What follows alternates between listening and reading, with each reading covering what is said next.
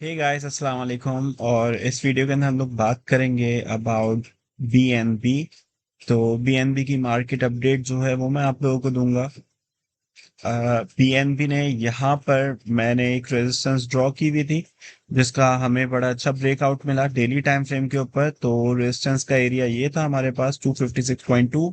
तो यहाँ पे आप देख सकते हैं कोई कैंडल क्लोजर ऊपर नहीं था, इधर कोई कैंडल क्लोजर नहीं था, इधर ऊपर विक्स थी, कैंडल क्लोजर नहीं था।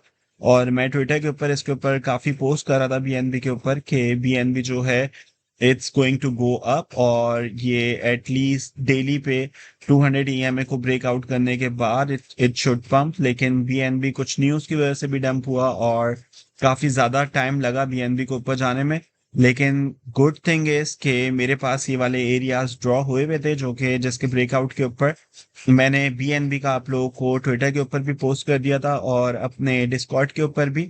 तो अगर हम लोग यहाँ पे ट्रेडिंग व्यू का मेरा जो अकाउंट है, आप लोग अगर आपने फॉलो नहीं किया हुआ तो मेक श्योर कि आप मुझे ट्विटर के ऊपर और ट्रेडिंग व्यू के ऊपर फॉलो कर लें, क्योंकि मैं उसके ऊपर जो है ऐसी चार्ट्स पोस्ट कर रहा होता हूँ और ट्रेड्स दे रहा होता हूँ। मैंने सुशी, जीआरटी, एडीए और ये सारी ट्रेड्स मैंने दी हुई हैं। तो बीएनबी को हम लोग देखते हैं, ये मैंने कुछ टाइम पहले ही पोस्ट की थी, 13 आवर्स पहले। तो मैंने इसको वो पोस्ट किया है टारगेट हिट का मैसेज। और दूसरी जो ये ट्रेड थी ये दिसंबर 21 को मैंने पोस्ट की थी।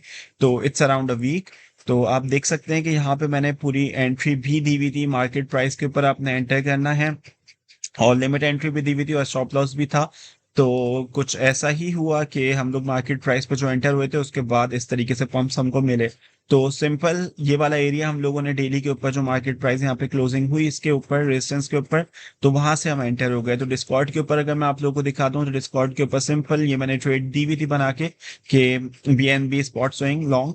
तो 25% यहाँ पर और 238 के ऊपर। देन टीपी 1 जो था वो 298 था।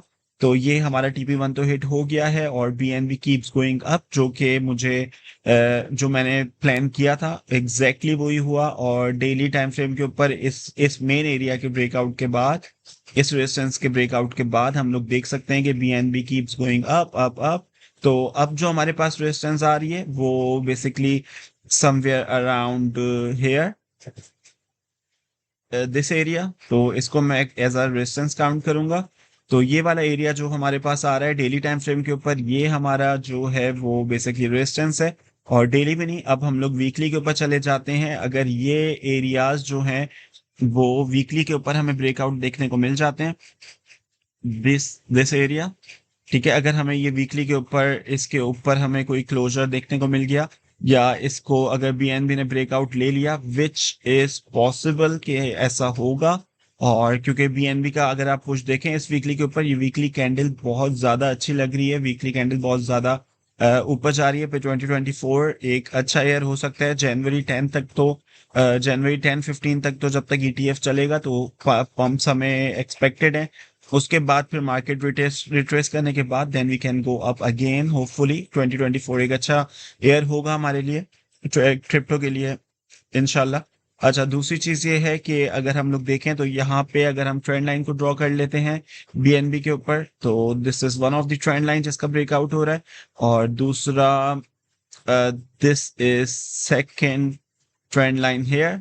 तो इस तरीके से हमारे पास वीकली के ऊपर ट्रेंड लाइन के ब्रेकआउट्स मिल रहे हैं। तो बड़ा अच्छा है कि बीएनबी को हम ऊपर जाते हुए देख सकते हैं। अच्छा, अगर बीएनबी इसको क्रॉस कर लेता है, which is very very possible कि ये करेगा, अगर हम यहाँ पे एक फिबोनाची को भी ड्रॉ कर लें नीचे तक इधर, तो हमारे पास बस ये 323 की अगर रेजिस्टेंस को हम ब्रेकआउट लेते हैं तो होपफुली इंशाल्लाह हम 369 की तरफ जा रहे हैं। तो हमें बस ये 323 के ऊपर, अगर ये वाला वीक भी 323 के ऊपर क्लोज हो जाता है इन 3 to 4 days, ये कैंडल क्लोज हो जाती है, तो मैं definitely I am going to target this take profit second, जो कि पहले से मैंने अपने डिस्कॉर्ड के ऊपर लिया हुआ है 369 एंड देन 426। तो अभी नेक्स्ट जो मेरा टारगेट है वो इस रेजिस्टेंस के बाद हमें 369 जो है इंशाल्लाह वो देखने को मिलेगा ब्रेकआउट उसका, वो उसका टेक प्रॉफिट हिट होने होता हुआ सेकंड टीपी का।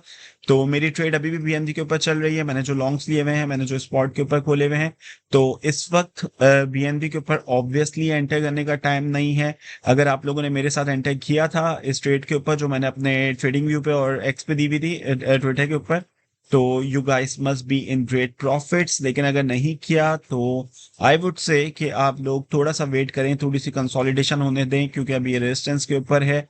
तो रेजिस्टेंस से अगर यहाँ पे कहीं पे इसको ब्रेक डाउन देता है ये, फॉर एग्जांपल इस एरिया के ऊपर, और ये नीचे जाता है रिटेस्ट करने के लिए, तो आई थिंक इस वक्त ये जो हमारा टेक प्रॉफिट 1 है 298, ये भी एक अच्छा एरिया रहेगा।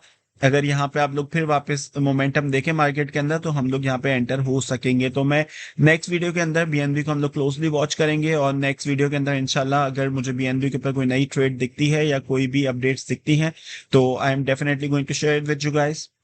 और आप लोग मुझे एक्स के ऊपर और ट्रेडिंग व्यू के ऊपर फॉलो कर लें, तो मैं उसके ऊपर जब ट्रेड्स देता हूं तो आप लोग मेरे साथ ट्रेड्स बोल सकते हैं। और ये बहुत एक्सीलेंट प्रॉफिट्स थे।